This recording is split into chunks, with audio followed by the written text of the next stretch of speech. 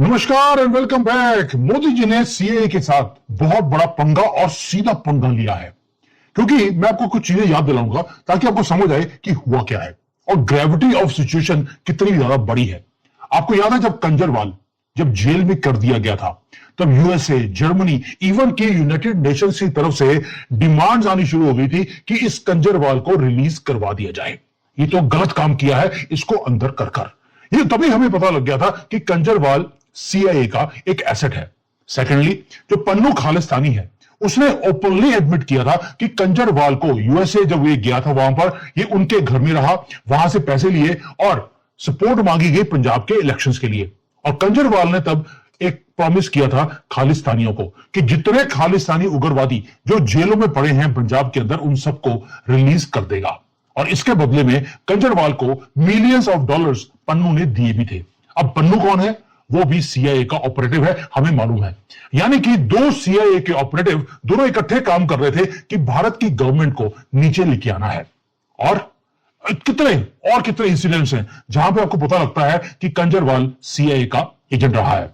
पैसे सीआईए की तरफ से इसकी जो एनजीओ हैं उसमें आते रहे। ये एस्टैब्लिश करता है कि भाई ये आदमी, ये उनका एसेट था और इसको नीचे लेके आना जरूरी था।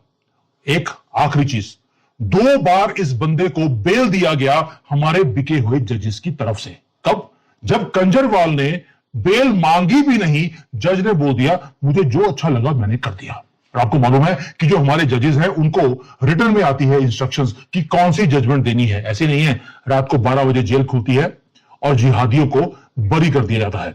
अब देखते हैं कि जो हुआ है एक अर्थक्वेक जो मोदी जी लेकर आए हैं। मैं मोदी जी इसलिए बोल रहा हूं, आपको वो भी समझाऊंगा कि मोदी जी ने कैसे काम किया है।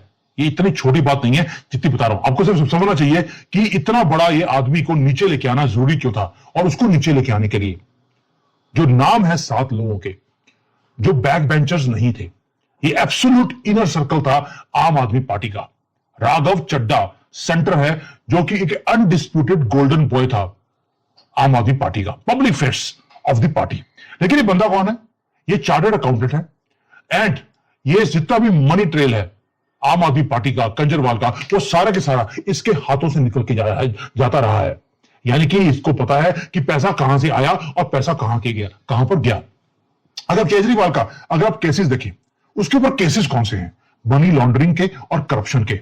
और उसकी जो चाबी है सारे केसेस की, किसके पास है? राघव चड्डा के पास। ऐसे नहीं है उनके आज पसीने निकल रहे हैं। दूसरा आदमी संदीप पाठक, ये कौन है? ये चीफ स्ट्रेटेजिस्ट है, पूरे ऑर्गेनाइजेशन का मास्टरमाइंड ये आदमी था संदीप पाठक। तीसरी स्वाति मालीवाला, ये फियर्स हाई प्रोफाइल की लॉयलिस्ट थी केजरीवाल की, निकाल दी गई। और हरभजन सिंह आपको मालूम है एक सेलिब्रिटी। बाकी अशोक मित्तल है, विक्रम साहनी है, या राजेंद्र गुप्ता है। राजेंद्र गुप्ता वो है जो ट्राइडेंट ग्रुप का मालिक है, कोई छोटी मोटी कंपनी का ये आदमी नहीं है।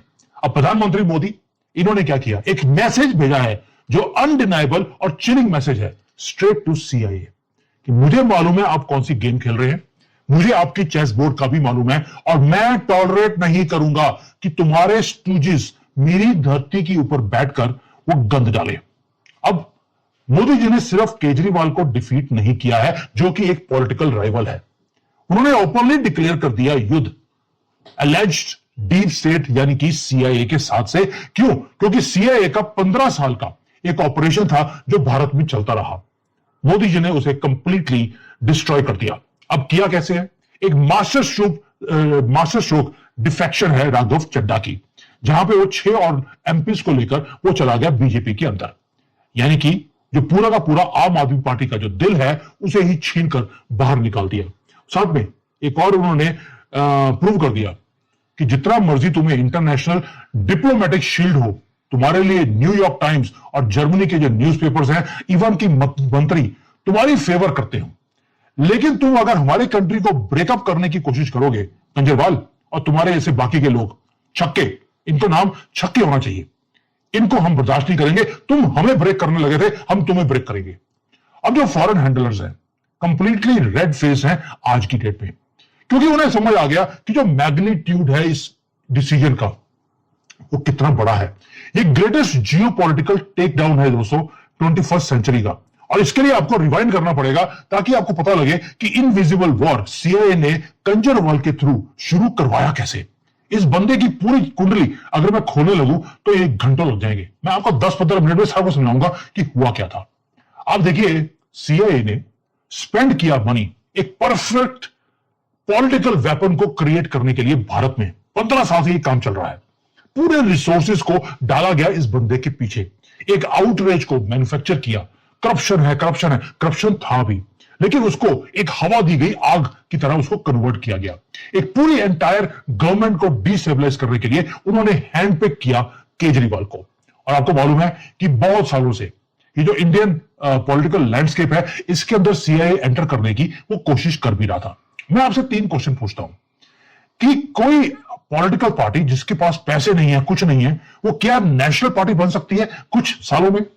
और भाई आज तक ममता बानो, इतने पैसे हैं, अखिलेश यादव, इवन की ठाकरे, वो नेशनल पार्टी नहीं बन सके। और कंजरवाल देखने में काला कौवा लगता है, सॉरी मैं ये वर्ड यूज कर रहा हूं क्योंकि लोग बोलते हैं कि ये आदमी नेशनल पार्टी बन गया। क्या आम आदमी पार्टी एक डोमेस्टिक पॉलिटिकल मूवमेंट था क्या ये? या दूसरा क्वेश्चन है, क्या ये अल्टीमेट ट्रोजन हॉर्स था जिसको सीआईए ने इंस्टॉल किया भारत के अंदर? और 2011 का जो एक मुहिम थी करप्शन के खिलाफ, क्या वो कैलकुलेटेड इंटेलिजेंस का ऑपरेशन था सीआईए की तरफ से? ये क्वेश्चन मैं आपके लिए सोचने के लिए छोड़ देता हूं कि एक आदमी जिसकी कोई वजूद नहीं है वो नेशनल पार्टी बन जाए और जीते भी कैसे, अल्टीमेट वो सारी सीटें लेकर। दोस्तों अब टाइमलाइन देखिए, अब 2007 में देखिए 2007 में क्या हुआ था। एनजीओ बननी शुरू हो गई। सडनली फॉरेन फंडिंग आती है कंजरवाल की एनजीओ के अंदर और मैसिव फाइनेंशियल इंजेक्शंस की बात कर रहा हूं। कभी $4 लाख की ग्रांट आ रही है और ये सारा कुछ हुआ है 2-3 सालों में। यानी कि गोल बड़ा सिंपल था कि आप जो सिविल सोसाइटी है उसको खड़ा कर दीजिए करप्शन के खिलाफ, और रियल गोल था कि केजरीवाल को प्री पोजीशन करना है इस सारे काम के लिए। आपको अन्ना हजारे तो सिर्फ एक मोहरा था, गेम था पीछे केजरीवाल को आगे लेके आने का।